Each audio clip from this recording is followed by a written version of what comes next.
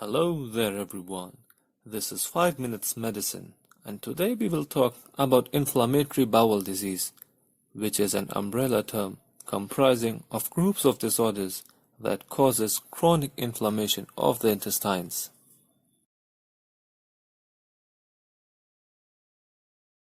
Since we said inflammatory bowel disease comprises of groups of diseases, we will discuss here the most important ones, which are the ulcerative colitis and the Crohn's disease.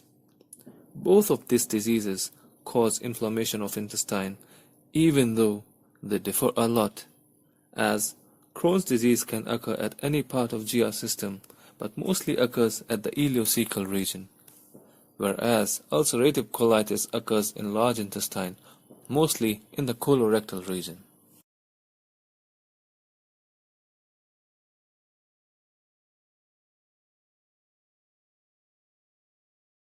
Since we are concerned with GI tract in this topic, let's review a bit of its anatomy.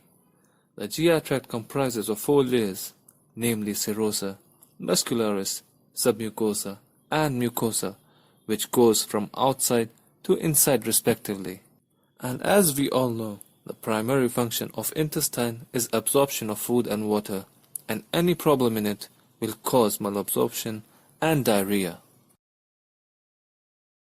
IBD is mostly caused due to unknown or idiopathic reasons. Genetics and environmental factors play an important role as well. Mental stress also contributes greatly in flaring up of this disease. Commonly associated symptoms with IBD are abdominal pain and fever. Unintended weight loss and chronic diarrhea are very defining symptoms of the disease. Blood-filled stool is often seen in most of the cases of IBD.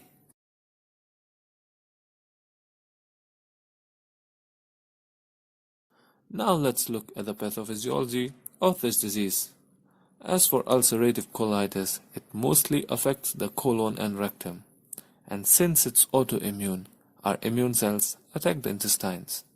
But an important point to note is that it attacks the mucosa and submucosa only. That is, the inner 2 layers. And another differentiating factor is that in ulcerative colitis, entire mucosa is affected, with no healthy tissue in between the affected part.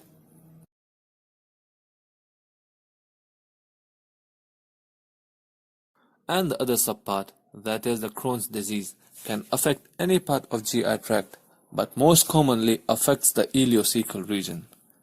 This too is autoimmune, but the variation from ulcerative colitis is that the Crohn's disease affects all the 4 layers of intestine, that is, the serosa, muscularis, submucosa, and mucosa. Another differentiating factors of Crohn's disease from ulcerative colitis is that there is healthy tissue present in between the affected tissue. Diagnosis of inflammatory bowel disease is primarily based on history taking and physical examination of the patient. Complete blood count and stool analysis is done for provisional diagnosis. Imaging tests like X-ray and CT abdomen can be done for furthermore investigation.